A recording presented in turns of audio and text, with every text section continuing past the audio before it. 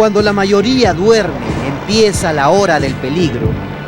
Lima de madrugada se convierte en un teatro marginal al que pocos asisten. En este recorrido por la Lima de madrugada, el olor de la droga surge de los lugares más insospechados. Debajo de la Plaza Ramón Castilla, en lo profundo de un pozo sin mayor utilidad aparente que la de servir de criadero de insectos, se aloja uno de los fumaderos más secretos de la ciudad.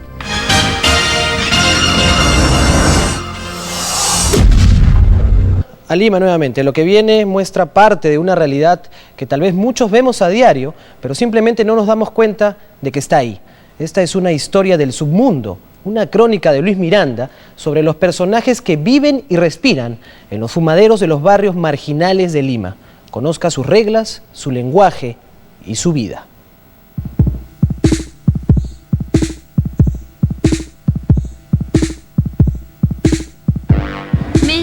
Cachar.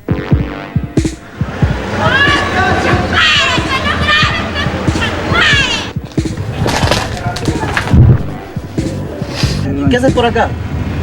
Fumando, ¿para qué yo me voy a hacer?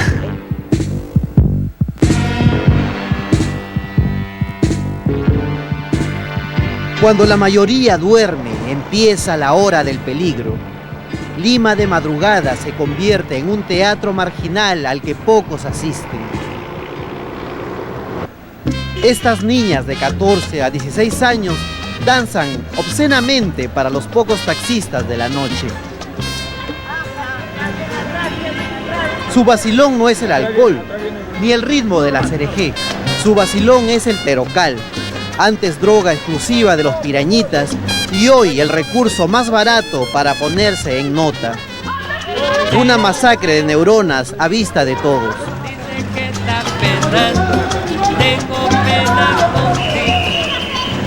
Oye, ¿comemos el pollo?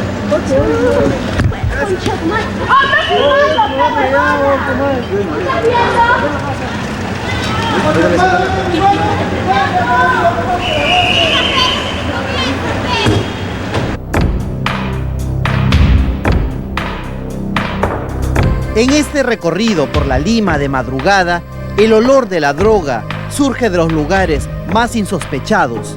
Debajo de la Plaza Ramón Castilla, en lo profundo de un pozo sin mayor utilidad aparente que la de servir de criadero de insectos, se aloja uno de los fumaderos más secretos de la ciudad.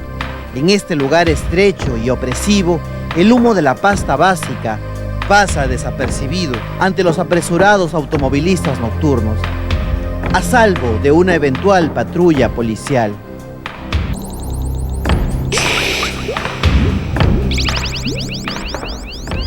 Tiene 17 años, le dicen Beto, y ya es un viejo conocido de los fumaderos clandestinos de la ciudad. Beto nos conduce al interior de un mundo secreto, un lugar donde el tiempo no transcurre igual para todos, donde habita solo una idea, el deseo de seguir drogándose. Los mixtos te ponen en un tiempo de locura, en un tiempo de pensamiento y un poco de dureza porque es combinado grifa con pasta, ¿no?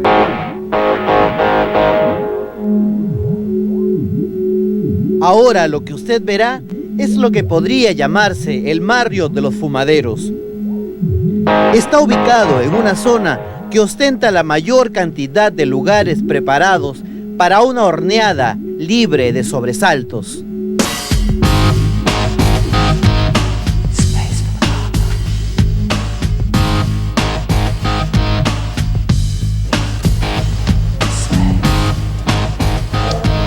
Con lo que gusta, ¿no? Este es el mejor momento de la droga, cuando uno aprende. Este personaje de 42 años, con saco de cuero enmohecido y aspecto de lunático, nos permite ingresar a su club privado, un lugar donde solo se admite fumones conocidos o amigos recomendados. Es un lugar exclusivo, donde no hace falta tarjeta de socio, sino solamente unos soles para asegurarse un espacio al abrigo de la fría noche. Este es el templo de los aviadores.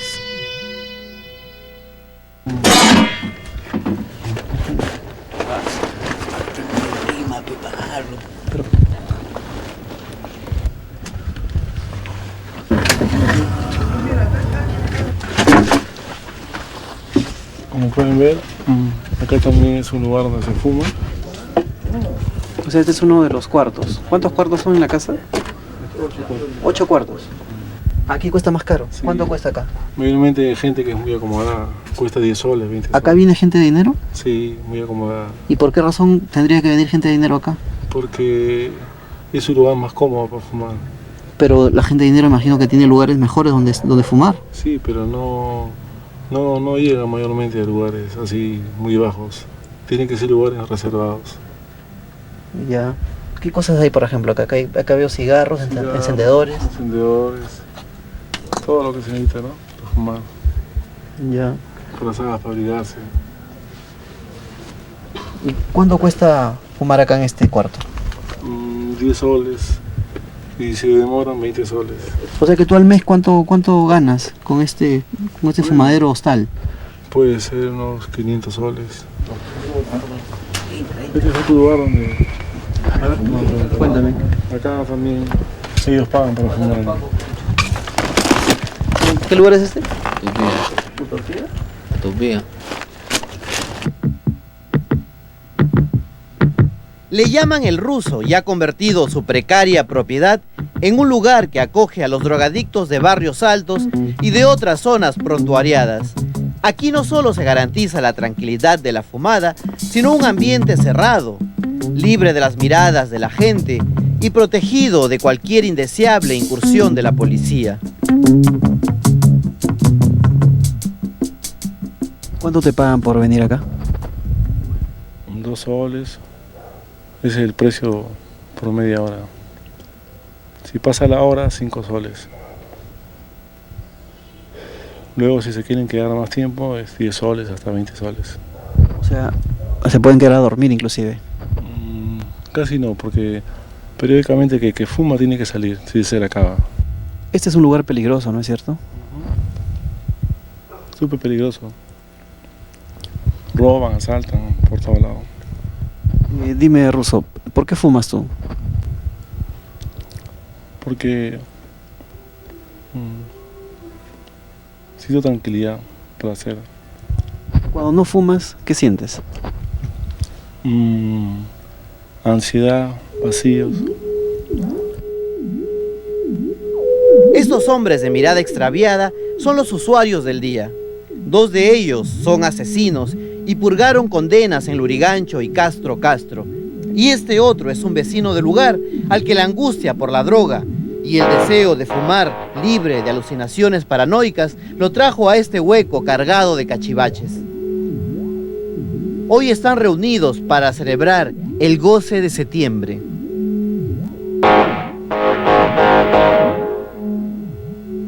¿Siempre vienes acá?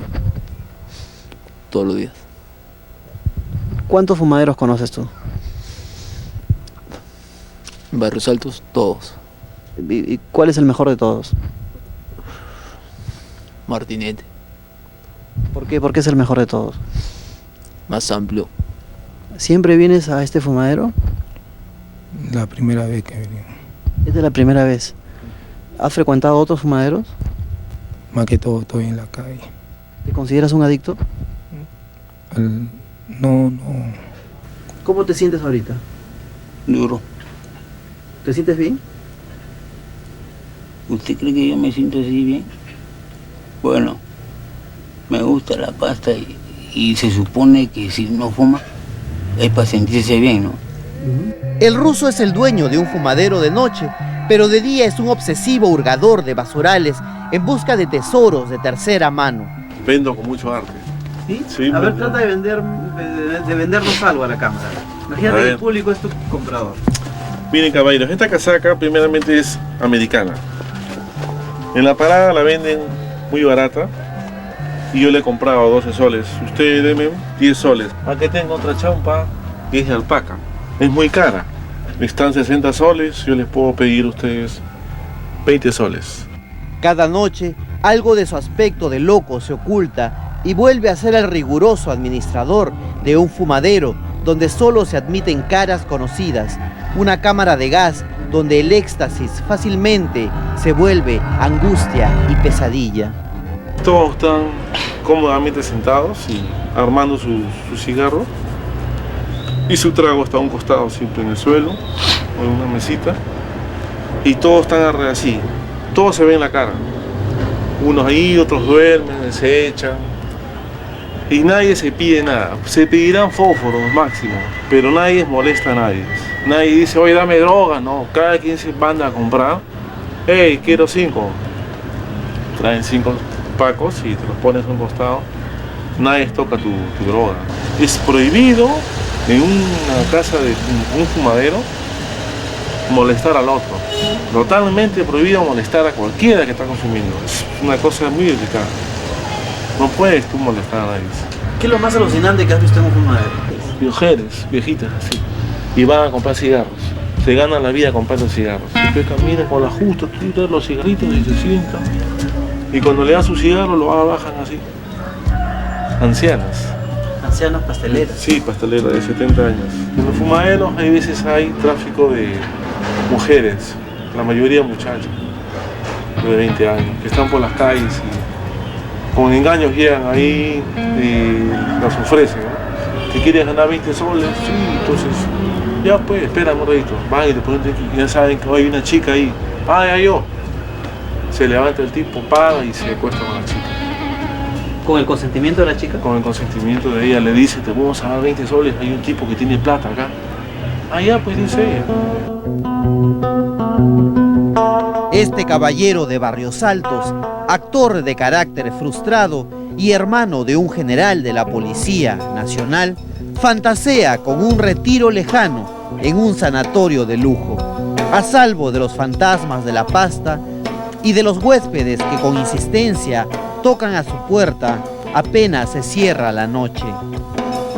Hasta que eso ocurra, el ruso seguirá siendo el pálido anfitrión de un agujero gobernado por sus propias leyes y tarifas, en una Lima que literalmente se hace humo, que duerme ignorando sus propias pesadillas.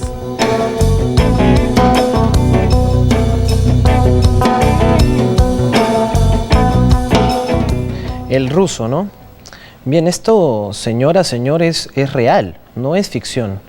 Precisamente nuestro reportero Luis Miranda tiene un magnetismo especial para encontrar estos personajes que representan gran parte de las cosas que suceden en nuestra ciudad, pero que generalmente nunca vemos. Bien, mostrarles la entrevista televisada tal y como lo ha hecho llegar Associated Press a sus clientes. Cabe señalar que está editada y no se escuchan las preguntas, sin embargo usted podrá sí escuchar las respuestas del presidente Toledo sobre el tema de Vladimiro Montesinos. Escuchemos. Quiero ser claro sobre este tema, en el cual el Perú ha pagado por 20 años más de 25.000 vidas en la lucha contra el terrorismo. Miles de millones de dólares. La vida de sus policías, de las Fuerzas Armadas o de las comunidades andinas que sin tener ninguna culpa fueron sacrificadas, no pasarán en vano. En mi gobierno no daremos un centímetro de espacio al terrorismo. Antes de asumir la presidencia. Yo creo que hay rezagos de Sendero Luminoso que están muy insertos en la selva donde no se llega, pero son muy pocos. Sin embargo, si existe alguna intención de recomposición, el foco está prendido en ellos. Pero le puedo decir que no hay un resurgimiento. Y por primera vez voy a decirle en público que yo reconozco el avance que Fujimori hizo en el tema del terrorismo. Como le reconozco el haber logrado el acuerdo de paz con Ecuador.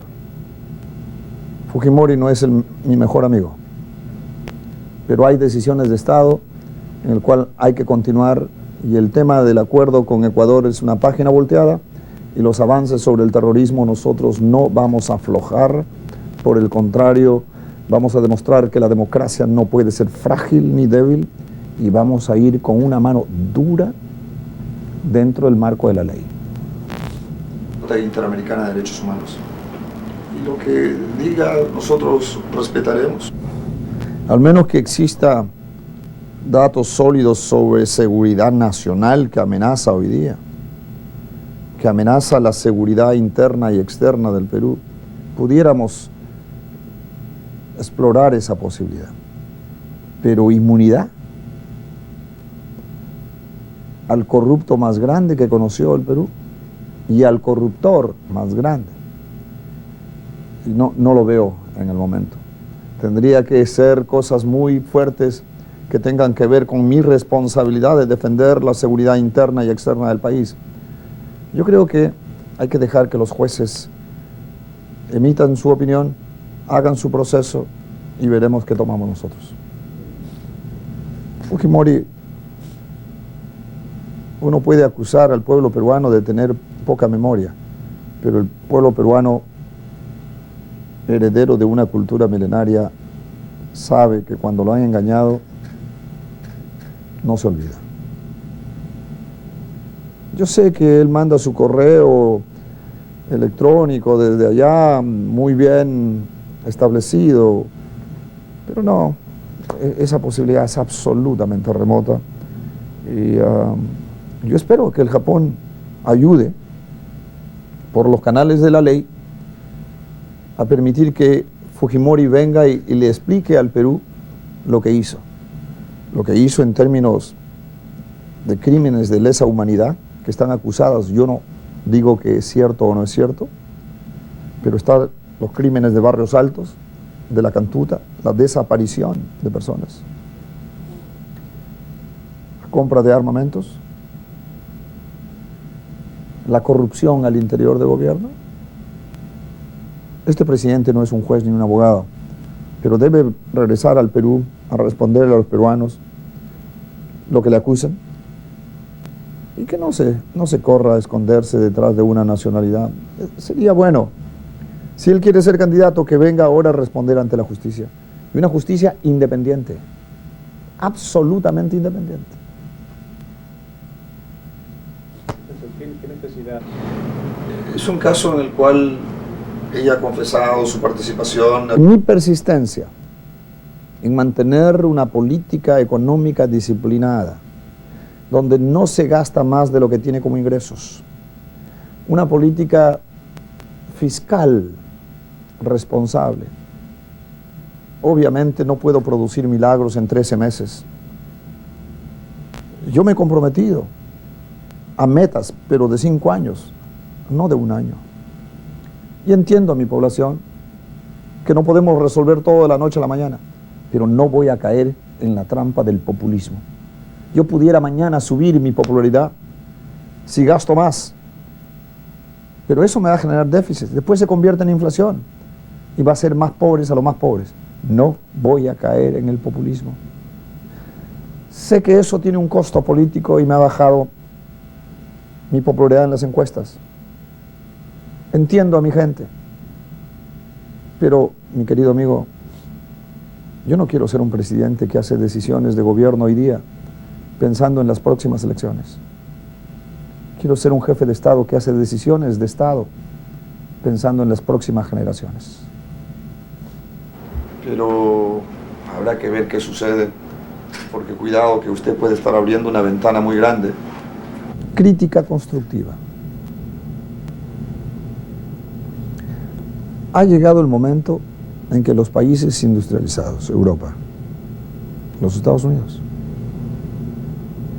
practiquen lo que dicen.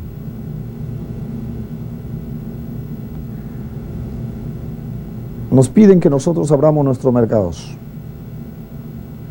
y debemos hacerlo para ser competitivos. Pero abran sus mercados ustedes también. Ha llegado el momento de construir una autopista comercial de doble vía. Un perdón para Brenson a largo plazo. Y yo quisiera en esta oportunidad llamar la atención. Solo llamo una nota de precaución. Cuidado. La región de América Latina puede estar siendo sometida a prueba su gobernabilidad y su democracia.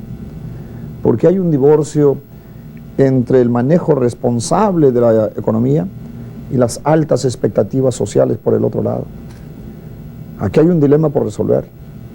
Y el dilema es Wall Street versus Main Street. Y las ollas que se escuchan en Argentina, en Uruguay, en el Perú, hay que escucharlas. Bien, es evidente que la respuesta del presidente sobre el tema Montesinos sin la pregunta se presta a varias interpretaciones, como lo ha hecho la misma agencia en su versión escrita. Todo esto se evitaría, pensamos en este programa, si el presidente Alejandro Toledo toma conciencia de que ya no es candidato y no tiene que contestar a todo, ya que un presidente debe respetar la independencia y autonomía de los poderes y ser consciente del poder de su palabra. En todo caso, mucho de esto se evitaría si el presidente se dejara escuchar más entre los periodistas peruanos y no solo dar entrevistas en el extranjero que después reboten en titulares aquí en el Perú. Señor Iberico, congresista Iberico, ¿qué piensa sobre esto? Bueno, yo lo veo como congresista, pero lo veo también como periodista. Yo veo que la respuesta del presidente Toledo ha sido bastante clara. Veo que si en algún momento se ha generado algún tipo de duda especulativa, el presidente ha salido inmediatamente a aclarar las cosas y a fijar bien la posición. Por otro lado, en el cable yo veo que lo que se está haciendo es coger algunas frases, algunas expresiones del presidente Toledo y meterlo dentro de un artículo en el cual se está interpretando lo que dijo el presidente Alejandro Toledo. Es decir, no se está haciendo la entrevista típica, citando todas las preguntas y citando todas las respuestas. Hay frasecitas, se cortan y se meten dentro de una interpretación. Y eso es legítimo en la prensa. Eso lo hacen los periódicos, lo hacen los cables, es decir, hacen una larga entrevista y luego el periodista interpreta, resume y cita algunas frases del entrevistado. Pero ¿qué tiene que hacerse aquí? Lo ético, lo serio, es respetar la línea de pensamiento del entrevistado. Es decir, a partir de esta edición que es permisible para los periodistas, tú no puedes agarrar y decir que el presidente dijo papas cuando dijo camotes. Tú no puedes cambiar las cosas con el objeto de vender más tu noticia. Yo creo que esto es lo que se produjo en el cable de la agencia AP. En la versión televisiva ya las imágenes valen más que 1000 palabras escritas. Se ve claramente que al parecer el periodista le habría presentado una especie de pregunta de situación extrema y el presidente ha dicho que esa posibilidad es inviable. Tendría que haber una situación de seguridad nacional, pero al momento no la hay.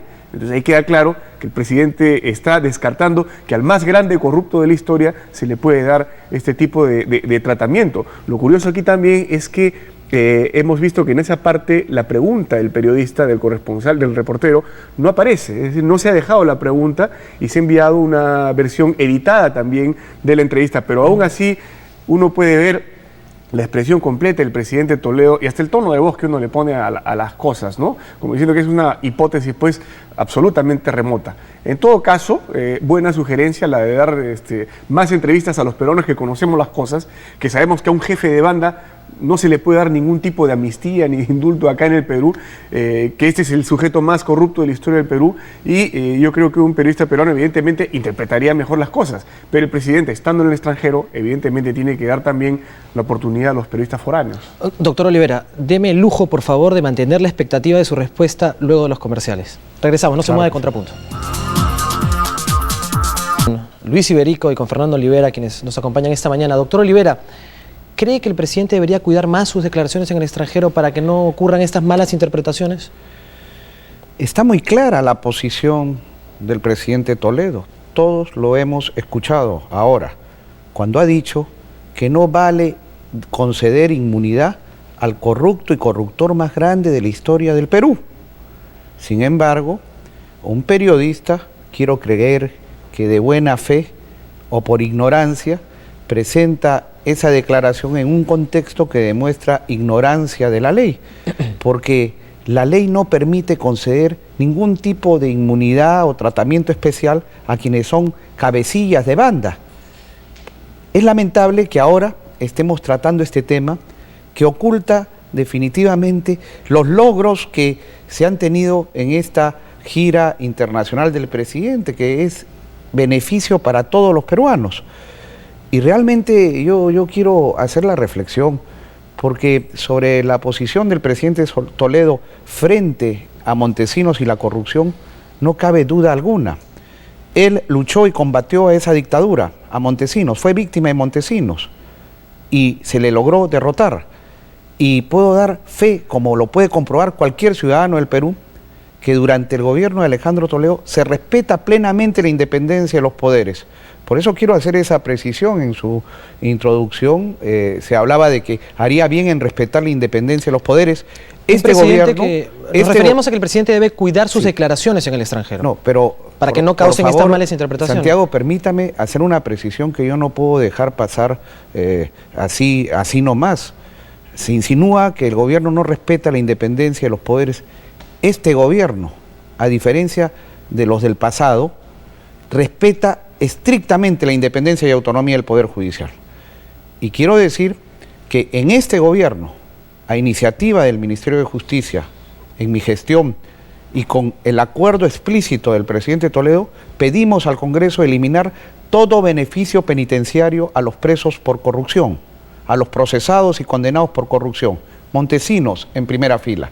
Fue el Congreso el que cambió más bien nuestra posición y puso que el beneficio de redención de pena por el trabajo, en vez de que se elimine totalmente, sea de 5 días de trabajo por 1 de reducción. Y nosotros hemos endurecido la posición que va a afectar a Montesinos y a todos los corruptos que tanto daño han hecho al país. En este gobierno se ha respaldado contundentemente la labor de los procuradores anticorrupción y hemos dado todo tipo de respaldo para investigaciones que van a llevar a una cadena perpetua a quienes no solo han cometido crímenes de corrupción, sino crímenes de lesa humanidad como asesinatos de la Cantuta, de Barrios Altos o participación en narcotráfico, que son crímenes que merecen la cadena perpetua, que justamente es lo que afirma como opinión el jefe de Estado en esa entrevista.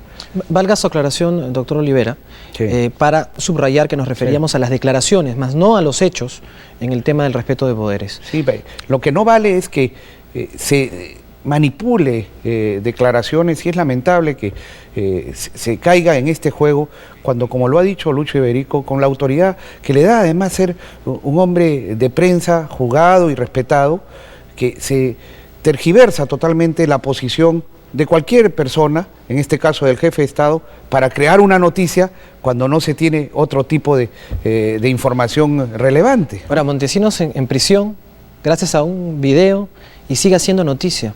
Pero yo solamente quiero recordar a nuestro público que estos dos señores que están aquí a mi lado, un trabajo minucioso, concienzudo, anónimo en un primer momento y arriesgando inclusive sus propias familias, sacaron a la luz un video que realmente cambió la historia del Perú. Este video entre Vladimiro Montesinos y Alberto Curi dándole $15.000. Antes de hablar sobre esto, que es el tema que los trae esta mañana Contrapunto, quiero presentarles y a nuestro público también un video en donde vamos a recordar lo que decían estos señores que ahora están en prisión cuando comandaban y tenían poder en nuestro país. Escuchemos. Con solo barro los formó, oh el gran maestro. Por nuestras Fuerzas Armadas, por nuestra Policía Nacional, por nuestra comunidad de inteligencia, señores, salud. Oh, qué horror, escándalo en la familia. Lo recordamos a usted, caballero de los mares, y reafirmamos nuestro compromiso con los sagrados intereses del Perú y con nuestra Marina de Guerra, renovando a usted, señor almirante, el juramento de seguir su ejemplo.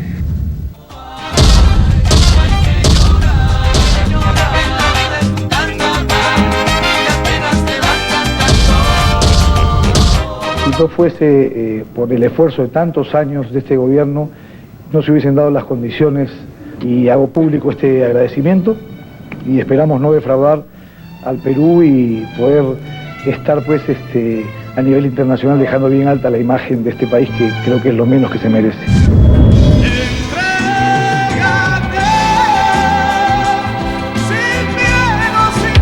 El vino, las carnes, un pollito muy bien asado.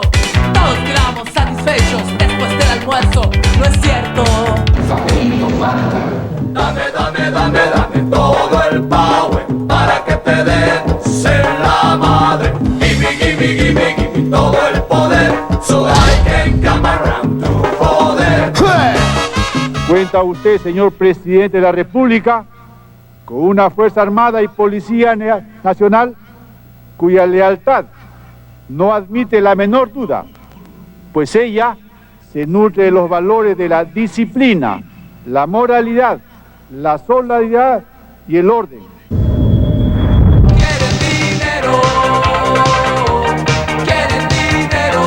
Pero yo aún sigo cantando y lo voy a seguir haciendo. Todo lo que yo tengo es producto de negocios lícitos. Sin ninguna vergüenza.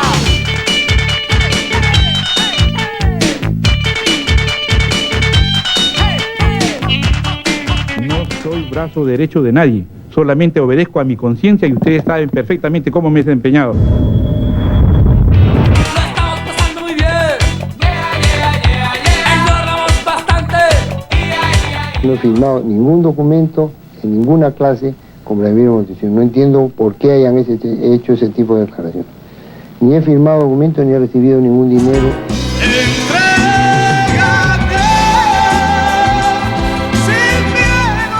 Yo no tengo ninguna limitación en tocarle la puerta al gobierno, si con eso voy a servir mejor a mis vecinos.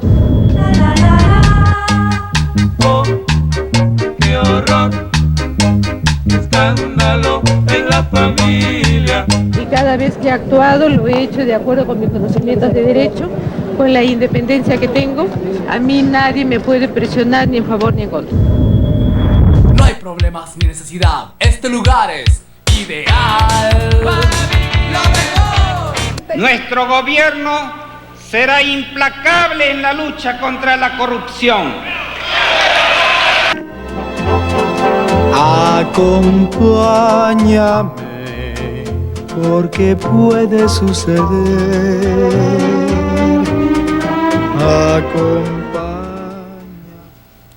Solo un paréntesis, un gran trabajo del equipo de producción de Contrapunto en este video. Extraordinario, Pero bien, sí. extraordinario trabajo. Bien, doctor Olivera, salir con este video que cambió la historia del Perú, lo llevó a ser candidato de la República, no tuvo mucha suerte, pero luego tuvo un papel importante en el Ministerio de Justicia, entró con una gran popularidad, pero luego salió con esa popularidad bastante mellada. ¿Valió la pena o no valió la pena? Primero hay que hacer una reflexión sobre lo que hoy nos recuerda ese trabajo también hecho del equipo de producción de Contrapunto. Y la reflexión es que los peruanos tenemos el deber de no olvidar, para que no se repita la historia. Porque los pueblos que no aprenden las lecciones de su historia están condenados a repetirla. Y esta es la historia de la infamia. Por eso es que nosotros no solo hacemos este recuerdo cada 14 de septiembre, sino que examinamos por qué llegamos a esa circunstancia fatal en que los peruanos herederos de la moralidad expresada en el Amazúa, en el Amaqueya, en el Amayuya, finalmente terminamos gobernados por una banda criminal que felizmente, en gran parte, no tiene hoy impunidad y están tras rejas. Falta todavía mucho por hacer. Nosotros por eso es que coincidimos con Alejandro Toledo en el apoyo en la segunda vuelta y en nuestra participación decidida en el gobierno, porque coincidimos firmemente en la lucha contra la corrupción y la impunidad y en la necesaria gobernabilidad que el país necesita. Éramos y somos plenamente conscientes que más fácil era ponerse en la tribuna y decir yo no me juego ahora y empiezo a esperar el próximo proceso electoral para capitalizar popularidades y posiciones fáciles de crítica desde la tribuna. Pero eso no vale cuando uno es un político, un demócrata comprometido con el país. Por eso es que a conciencia, sabiendo además que este gobierno no iba a tener luna de miel, la luna de miel ya había sido consumada con el gobierno de transición de Valentín Paniagua, y sabiendo que recibíamos... Es una buena salida esa. Recibíamos... Hay muchas personas del gobierno que una herencia, dicen no, eso fue no es una Paniagua, salida, Santiago, eso es una realidad. Es una realidad porque todos recordamos que desde el principio la protesta ciudadana, el malestar, la transoceánica fue la primera protesta, me acuerdo, que es una demanda de años, no dio tregua al gobierno. No es una excusa, es una realidad. Pero lo que explico son posiciones que hemos tenido que enfrentar y que seguimos enfrentando con responsabilidad y con conducta democrática. Digo que por eso es que nosotros tenemos que afirmar frente a circunstancias que también hay que recordar, la corrupción tiene un altísimo costo económico. La herencia económica del Fujimorato ha sido un país en quiebra, con una deuda enorme, creciente cada día, tema sobre el que tenemos que trabajar los peruanos para bajar ese servicio de la deuda en forma concertada con nuestros acreedores, que también tienen un grado de corresponsabilidad porque la comunidad internacional en un momento dado fue soporte de ese gobierno de entraña gangsteril que nos cansábamos de denunciar sin ser oídos y que más bien se consolidaba desde ciertos sectores importantes del mundo. Doctor Olivera, ahora que habla de costo económico en la lucha contra la corrupción, se me viene a la mente esta disyuntiva que hay sobre los 100 millones de soles que hay que gastar para poder juzgar a Vladimiro Montesinos. Esta posición del presidente de la Corte Superior de Lima. No es esa cifra, nunca ha sido esa cifra. De lo que se ha hablado en algún momento es de 1 millón de soles. ¿Está de acuerdo? ¿Debería gastarse ese dinero para eso? El tema cuál es, medidas que el Poder Judicial considera necesarias para que haya un juzgamiento que permita una garantía adicional para el tema mismo del juicio oral, es decir, en el Poder Judicial no hay equipos de comunicación como por ejemplo los hay en el Congreso, cuando habla el presidente no habla otro congresista, para que haya orden en el juicio. ¿1 millón de soles para eso? ¿No le parece mucho dinero? Permítame, yo no sé la cifra exacta ni el detalle exacto, le doy los conceptos de lo que conozco. ¿Y qué otro tipo de seguridad se requiere? Se planteaba algún tipo de vidrio blindado, ¿no? En la medida en que es un juicio público y puede ingresar cualquier persona y que hay gente realmente interesada en poder eliminar, ¿no?, a quienes podrían dar testimonios contundentes que lo involucren, hay que tomar una seguridad tanto frente a la posibilidad de rescate como a posibilidad de atentados. Entonces, se trata de ese tipo de gastos. Evidentemente, el Poder Judicial del Perú y las sedes no han estado preparadas para acoger un juicio de esta naturaleza, en donde hay procesos en los que hay 300 encausados. Se justificaría en todo caso. Dejemos ese tema para el ministro de Justicia y los poderes correspondientes, en este caso la sala correspondiente de Doctor Olivera, hace un momento le pedí que guardáramos la expectativa a una primera respuesta suya. Ahora le pido lo mismo al congresista Iberico. Regresamos en 2 minutos con más en Contrapunto. No se mueva. Bien, regresamos con el congresista Luis Iberico y con el doctor Fernando Olivera, que nos están en Contrapunto para contarnos los incidentes, los detalles, la salsa de lo que ocurrió hace 2 años para poder encontrar ubicar este video famoso entre Montesinos y Alberto Curi. Congresista Iberico, ¿hubo miedo?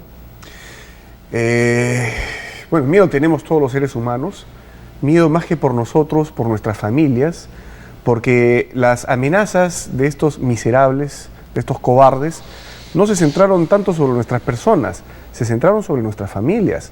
A la casa de Fernando llamaron diciendo que ya tenían regladas a sus hijas.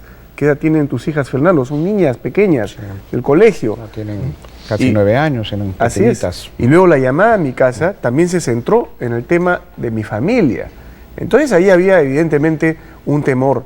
Tanto es así que habíamos previsto esta situación que cuando obtenemos el video, cuando ya lo tenemos en nuestras manos, inmediatamente sacamos 3 copias más. Fernando se llevó el original y las otras copias las llevamos Gonzalo Carriquirí, Pancho Palacios y quien te habla. Entonces el pacto, una especie de pacto de sangre que hicimos en este momento, ante la posibilidad de que la mafia se moviera y quisiera presionarnos, por ejemplo, secuestrando a un familiar nuestro, toco madera, secuestraron a un hijo nuestro, por ejemplo, para ir al caso más extremo, pero que era fácil de calcular, fue que si algo le pasaba a cualquiera de nosotros, o al familiar de cualquiera de nosotros, no lo íbamos a pensar 2 minutos. De inmediato sacábamos el video, porque era un tema nacional, era un tema de Estado, era un tema que involucraba a 25, 26 millones de peruanos y no a los 4 que estábamos en esos momentos participando en este hecho de obtener el misil que finalmente terminaría por abatir en 48 horas a la dictadura. Hoy se sabe que Montesinos se enteró de que tenían el video ese mismo día y efectivamente empezó a mandar mensajes. Y quizá antes. Yo creo que esto es más producto del seguimiento, porque evidentemente empezaron los movimientos sospechosos de los 4, particularmente de Fernando. Yo era congresista, Fernando también, Gonzalo, secretario general del partido. Entonces, en todo momento nos escuchaban nuestras llamadas telefónicas, en todo momento había un nivel de seguimiento que percibimos que se fue incrementando a medida que pasaban los días. Y había un movimiento inusual en mi domicilio. Felizmente, además, se había desocupado un departamento que yo tomé para coordinar esto, aislado totalmente de la familia. Y mi domicilio era blanco permanente de espionaje. Es más, nosotros logramos detectar en el tiempo que así como para capturar a Abimael Guzmán, la policía hizo bien en tomar un domicilio al frente de la casa donde se le capturó. Finalmente Abimael Guzmán, frente a mi casa también se daba lo mismo. Nos espiaban hasta en el dormitorio, grababan lo que uno hablaba al interior de la intimidad de la casa. Eso hasta ya se ha admitido en una de las investigaciones. Y obviamente teníamos el deber de llegar a un resultado exitoso. No podía haber una sola falla. Y cuando nosotros recibimos ese video finalmente, éramos perfectamente conscientes del riesgo que corrían nuestras vidas y la de nuestros familiares, riesgos que se mantiene por siempre, para siempre, porque la venganza de la mafia está allí siempre pendiente, latente. Ernesto Gamarra sabía de esto, ¿no? Recuérdese, Santiago, que ya los crímenes se habían dado en cuanto a Mariela Barreto, y claro, que había un cuando temor, se le había un temor detectó evidente. que era fuente informativa para esclarecer el crimen de la Cantuta, y Leonor La Rosa prácticamente tenía el mismo destino, si es que no era por la circunstancia de la revelación periodística que se descubrió las torturas de la cual había sido víctima. Y el Grupo Colina existía con total impunidad, así que había siempre esa preocupación. Lo que sí quiero decir sobre el miedo, la preocupación sobre el miedo. O tal vez la información se filtró por Ernesto Gamarra, ¿tuvo algún...? No, en absoluto, mira. ¿Dudaban de él o no, en ese momento? No, en absoluto, no había ninguna duda, además porque su ejecutoria enfrentando a Montesinos y a la mafia en todos esos años no daba lugar a duda alguna. Lo que pasa es que para garantizar el éxito de la operación de rescate de la democracia, de liberación de nuestra patria, pues había que tener una enorme disciplina del secreto. Y cuando se inició esta operación con Lucho Iberico, decidimos incorporar a Gonzalo Carriquirí, secretario general del FIN, que tenía que estar informado y colaborar como lo hizo, siempre con su perfil bajo, característico, y finalmente se incorporó al equipo base, el único además, Francisco Palacios Moreira, que fue decisivo también para poder solventar la protección de nuestras fuentes. Me parece inclusive que se tuvo que inventar un romance entre el congresista Iberico y una de las fuentes para que no haya interceptación telefónica, para que no se filtre la información. Así es, con total conocimiento de mi esposa, por cierto. Inventamos un romance porque con posterior conocimiento. Con posterior conocimiento de mi esposa, había que inventar algo porque yo tenía que hablar con esta dama, ¿no? Que es una dama, además, atractiva, telefónicamente, atractiva, tenía que encontrarme tenía que encontrarme con ella eventualmente para poder conversar de manera directa, porque no todo lo podíamos hablar por teléfono, así que inventamos. No era como ir tampoco a una videoteca pues, y decir, deme este video. No, claro, era una operación muy difícil. Entonces inventamos esa historia y con esa historia pudimos tener estos encuentros entre comillas furtivos, ¿no? Que si despertaban alguna sospecha, la sospecha iba a ser desviada hacia otro lado y no hacia el tema del video, ¿no? Y esta operación estuvo funcionando muy bien hasta que en los últimos días ya, al parecer, algo detectó Vladimiro Montesinos, ya empezó otro tipo de persecución, ya empezaron otro tipo de amenazas, y es así que el día 13 de septiembre conversamos porque ya recibió la amenaza de Fernando en su casa, y dijimos el día siguiente sale de todas maneras el video, y al día siguiente en la mañana nos bloquearon nuestros teléfonos celulares a Fernando, a Gonzalo Carriquiri y a mí. Los únicos 3 teléfonos bloqueados, creo, en todo Lima, eran esos 3. Y en ese momento reciben en mi casa la llamada amenazadora y dijimos, el video sale hoy. De inmediato procedimos a recoger a las hijas de Fernando de su colegio. Yo llamé a mi esposa, sacó a mis hijos del colegio, escondimos a la familia y, bueno, convocamos a la prensa a las 6 de la tarde al Hotel Bolívar, lanzando una psicosocial, ¿no? La psicosocial era, el rumor que lanzamos era que el FIM iba a anunciar que se retiraba de la mesa de negociaciones de la OEA. Claro, estaba, ¿no?, en boga todo el tema de la mesa de negociaciones. Entonces, evidentemente llegó la prensa independiente y llegó también la otra prensa, ¿no?, interesada en ver cómo reventaba la mesa de la OEA, pero grande fue su sorpresa al notar que lo que reventaba no era la mesa de la OEA, lo que reventaba era la dictadura corrupta de Montesinos y Fujimori. ¿Hubo pánico al salir del Hotel Bolívar luego de la bomba? Debió haber pánico en ustedes. ¿Qué sintieron saliendo? ¿Me están mirando? ¿No me están mirando? Mira, lo primero que quería decir en la anterior respuesta es que al único que hay que tener miedo en la vida es a tener miedo. Eso a mí me lo enseñó el primer fiscal de la Nación, Gonzalo Ortiz de Ceballos. Cuando luchábamos contra la corrupción, el narcotráfico, el terrorismo, ¿no?, y a veces nos sentíamos un poco solos. Contra más solos, decía, estamos en el camino correcto. Pero, repito, todos somos humanos y tenemos sentimientos. Evidentemente, teníamos que no incurrir en riesgos indebidos que podían poner en peligro una situación de liberación del Perú. Estábamos en una gesta libertadora, porque el Perú estaba secuestrado, capturado por esta banda criminal. La vida de los 26 millones de peruanos, el futuro de la juventud negado, ¿no?, porque estos delincuentes lo único que querían era mamar del Estado peruano insaciablemente y eliminar a cualquier opositor, a cualquier vestigio de prensa libre e independiente. Entonces, esa prensa comprada de la que hablaba el congresista Iberico, lo entrevistó esa noche. Sí, por cierto. Y claro, estaban en el libreto.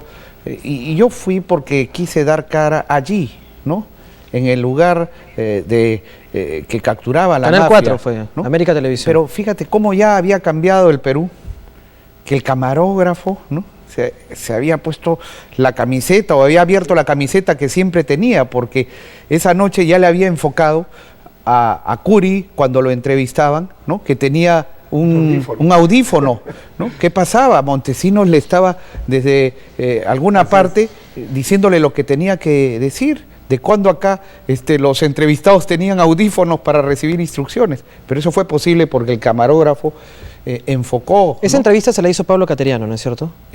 No lo recuerdo con precisión. Bueno, en todo caso, pero ¿cuál fue la ruta de la entrevista? ¿Fue una entrevista dura, una entrevista...?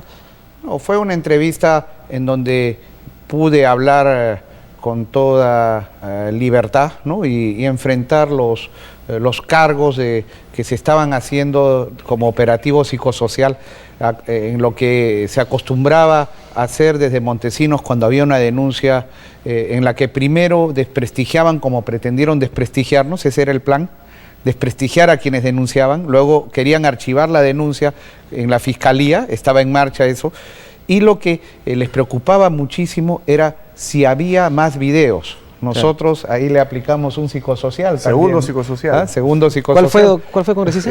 Resulta que Vladimiro Montesinos, estallado ya el tema del video, como vemos, produce un rompimiento, una fractura entre las dos caras de la moneda, que eran Fujimori y Montesinos, ¿no?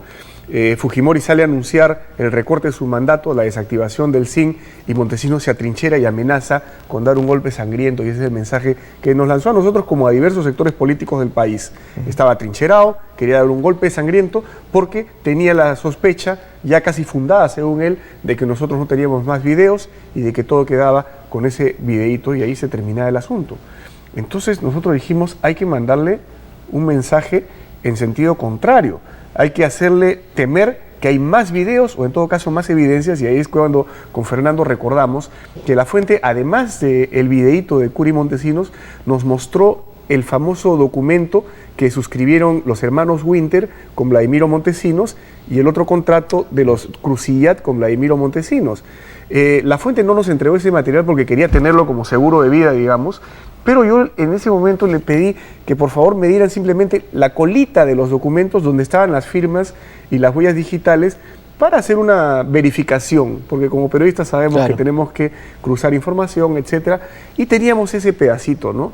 Entonces la estrategia fue, bueno, vamos a darle pues un susto a Montesinos, vamos a meter una psicosocial, porque si bien no tenemos videos, le hemos estado vendiendo la idea de que sí tenemos, pero vamos a mandarle una prueba. Y le mandamos... previa pericia grafotécnica. Previa pericia grafotécnica, por cierto. A un perito nuestro de total confianza, que es miembro del FIN, y verificamos, porque siempre cabía la posibilidad que nos sembraran con y eran efectivamente ciertos, ¿no? Claro. Y correspondía y el 100%, mensaje fue, ¿no? Solamente tenemos videos, tenemos más documentos que comprometen a la corrupción, y para que vean que los tenemos, aquí le mandamos este pedacito de un par de contratos que el doctor Montesinos muy bien va a saber de qué se trata. Y eso generó pues una reacción que terminó con la salida de Montesinos a Panamá finalmente. No sé. Ahora dennos la primicia, y denle la primicia al público de Contrapunto y díganos qué video van a sacar ahora. ¿No tienen ningún video todavía pendiente? Felizmente hemos logrado avanzar notablemente en el Perú en extirpar el cáncer de la corrupción. Todavía hay tentáculos, todavía hay tumores que faltan extirpar, pero lo más importante es que la reflexión se vuelva un principio permanente de la democracia. Debe haber una tolerancia cero con la corrupción, tolerancia cero con la impunidad. El día que veamos un acto de corrupción, sea quien fuere el que lo comete, hay que denunciarlo y sancionarlo, porque si no vamos a repetir la historia. Pero además hay que defender valores democráticos. Llegamos a este estado de podredumbre porque se transigió primero con un 5 de abril en el que se intervino la prensa. Aquí hubieron tanques y militares como en todos los canales de televisión, se cerró el Congreso, se capturó la justicia, y no vale en nombre de ningún pragmatismo postergar valores democráticos. Hoy la democracia en el Perú está siempre a prueba. La comunidad internacional, que era un soporte de Montesinos y de Fujimori, porque había también una doble conducta. Para unos les era útil porque les daba toda la información del Estado y era un incondicional, a pesar que sabían sus vinculaciones con el narcotráfico. Hoy celebramos, hace pocos días, el 11 de septiembre, un aniversario de la Carta Democrática Interamericana, donde la comunidad internacional admite y hace su autocrítica. Tenemos que, por eso, decir que aquí en el Perú, la democracia tiene que demostrar que también es capaz de resolver los problemas reales de la población, económicos, porque hay politicastros que quieren ver en Argentina el espejo a reproducir del Perú, y nosotros no lo vamos a permitir. Para eso tenemos que dar una respuesta a los problemas económicos y sociales, trabajando todos unidos, dando seguridad jurídica, estabilidad política y soluciones técnicas con sustento en la realidad peruana. Doctor Olivera, gracias por haber estado en Contrapunto esta mañana. Congresista Iberico, gracias por acompañarnos aquí en su casa en Canal 2. Solamente señalar muy concretamente, hay que seguir defendiendo la democracia y el Estado de Derecho. La mafia todavía está viva. Es la primera vez en la historia republicana del Perú, y eso que lo sepan los jóvenes y tú estás entre ellos, la primera vez en la historia republicana del Perú que tenemos generales, empresarios, gente de mucho dinero presa, y más de 1.200 personas encausadas y seguidas por la justicia. Pero esta mafia tiene dinero, tiene algunos periódicos, tiene muchas influencias, y estoy seguro que hasta tiene videos, y tiene comprometida mucha gente que todavía está por ahí dando vueltas. Lo que quiere esta mafia es desestabilizar el sistema democrático, no al gobierno, un sistema democrático que recién se está construyendo. Lo que le interesa a la mafia, y desgraciadamente coincide con ciertos sectores radicales también, o ciertos sectores irresponsables, es desestabilizar todo, argentinizar el Perú para sacar ganancias a río revuelto, y eso no lo podemos permitir. Es importante entonces un compromiso no solo de periodistas, sino de todos los peruanos para combatir contra este mal que quiere reflotar. Gracias por haber estado en Contrapunto esta mañana. Esperamos tenerlos próximamente. Regresamos, no se mueva.